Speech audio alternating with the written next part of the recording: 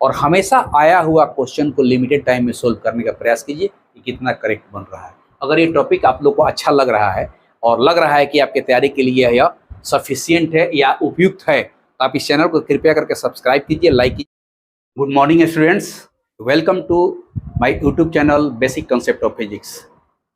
हम लोग नीट 2024 के परीक्षा के तैयारी को लेकर के पिछले साल के आए हुए क्वेश्चन का सॉल्यूशन हम लोग निकाल रहे हैं। सॉल्यूशन निकालने का मेन मकसद यही है कि उसके टॉपिक को समझ करके उसका डेरिवेशन निकाले और कम समय में जल्दी क्वेश्चन को कैसे सोल्व करें, इसी का ट्रिक हम लोग पढ़ रहे हैं। उसी दौरान देखिए एक क्वेश्चन हम आया है, यह आया हुआ है नीट, ये आया हुआ है क्वेश्चन आपका नीट 2023 में आया हुआ क्वेश्चन है। कहता है कि the potential energy of a long spring when stretch by 2 centimetre is U. यानी कहता है कि एक लंबा स्प्रिंग है, जब उसको 2 सेंटीमीटर स्ट्रेच किया गया, खींचा गया, तो उसमें यू पोटेंशियल एनर्जी स्टोर हो गया। क्योंकि हम लोग जानते भी हैं, पढ़े हुए हैं कि कोई भी अगर स्प्रिंग है या कोई इलास्टिक बॉडी है, जब उसको हम फोर्स लगा करके स्ट्रेच कर देते हैं तो हमारे बॉडी के द्वारा जो वर्क होता है उसे एनर्जी फ्लो होकर के उस बॉडी में प्रवेश कर जाता है और वह पोटेंशियल एनर्जी के रूप में स्टोर हो जाता है।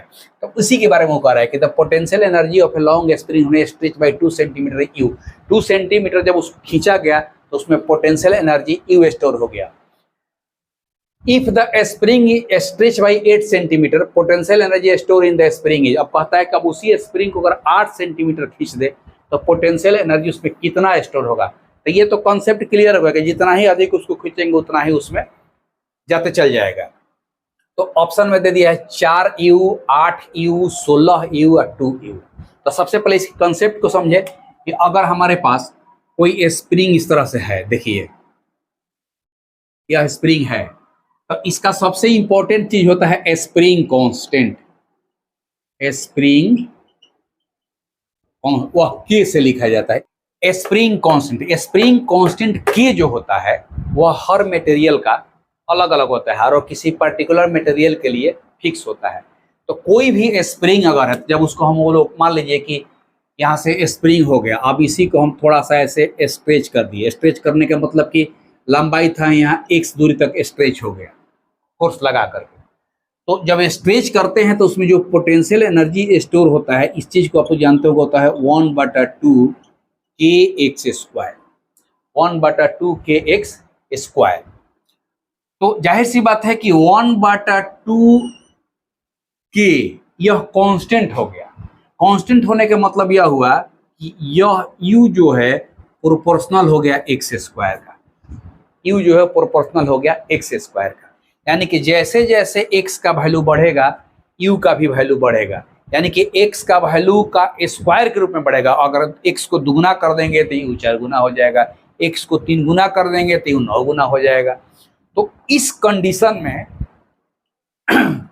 अगर इसका हम इक्वेशन निकलना चाहते हैं रेशियो वाला प्रोपोर्शनल का, तो क्या हो जाएगा? प्रोपोर्शनल रेशियो u1/u2 बराबर हो जाएगा x1/x2 का स्क्वायर। क्योंकि यह अनुपात है, क्योंकि 1/2 के तो हमेशा कांस्टेंट रहेगा, क्योंकि स्प्रिंग सेम है तो k सेम रहेगा। 1/2 एक डिजिट है, तो e1 लिखेंगे तो यहाँ x1 आ जाएगा, u2 लिखेंगे तो x2 आ जाएगा। तो e1/u2 = x1/x2। चूंकि ये स्क्वायर है तो एक ही बार दोनों का स्क्वायर कर दिए। अब यही मेन कंसेप्ट हो गया जिससे कि आपका इस प्रकार का क्वेश्चन बनेगा कि किसी स्प्रिंग को जब इतना खींचते हैं तो इतना एनर्जी स्टोर होता है, तो और अधिक खींचेंगे तो कितना होगा। अब यही जो क्वेश्चन है इसी में ले लीजिए कि u1 कितना सेंटीमीटर पर है? 2 सेंटीमीटर पर u है, तो u1 के जगह पर आप u ले लीजिए। आप इसके जगह पर जो निकालना है u2 ले लीजिए, मान लीजिए इक्वल टू। अब इसका x1 2 सेंटीमीटर पर था, ये 8 सेंटीमीटर पर है, स्क्वायर है तो स्क्वायर कट गया, यानी कि 1/4 का स्क्वायर, यानी कि 1/16, यानी कि इसका अनुपात 1/16 आ गया। तो अब u2 की बात निकालना होगा तो क्रॉस कर दो, तो क्रॉस करेंगे तो u2 में 1, तो u2 = हो जाएगा 16u। अब यही जो है सेकेंड आपका आंसर हो गया कि दोबारा जब 8 सेंटीमीटर पर स्प्रिंग खींचे तो हमारा पहला का 16 गुना आ गया। तब यहाँ पर देखिए आंसर सी में दिया हुआ है 16u। तो यह कॉन्सेप्ट क्लियर होना चाहिए कि स्प्रिंग कांस्टेंट जो k होता है वह किसी एक स्प्रिंग के लिए कांस्टेंट होता है, उसका वैल्यू फिक्स होता है, बदल नहीं सकता है। जब तक इसका मटेरियल नहीं बदलेगा तब तक स्प्रिंग कांस्टेंट का वैल्यू नहीं बदलेगा, उसका नेचुरल प्रॉपर्टी है, उस मटेरियल का नेचुरल प्रॉपर्टी है। तो जाहिर सी बात हो गया कि पोटेंशियल एनर्जी जो स्टोर होता है वह सीधा सीधी x स्क्वायर के प्रोपोर्शनल में होता है। तो जो चीज प्रोपोर्शनल में होता है उसको u1/u2 बराबर x1/x2 लिख सकते हैं, क्योंकि प्रोपोर्शनल का तरीका है कि उसमें हमेशा 1/2 के कट जाएगा। तो इस क्वेश्चन के लिए अब कितना देर लगेगा, हम जान रहे हैं कि अब इतना नहीं सोचना है, सीधा सीधी प्रोपोर्शनल होता है। तो u1/u2 बराबर x2/x1 का होल स्क्वायर, ये आंसर हो गया आपका सीधा सीधी 16 ही होता है। तो कितना समय लगा, आधा मिनट भी नहीं लगा। तो कॉन्सेप्ट के साथ अगर आपका क्वेश्चन का सॉल्यूशन बनता है तो आपको परीक्षा में बैठते समय कॉन्फिडेंस रहेगा कि हमने जो क्वेश्चन बनाया या जो क्वेश्चन आया हुआ है वह क्वेश्चन जो हम बना रहे हैं वो बिल्कुल सटीक है।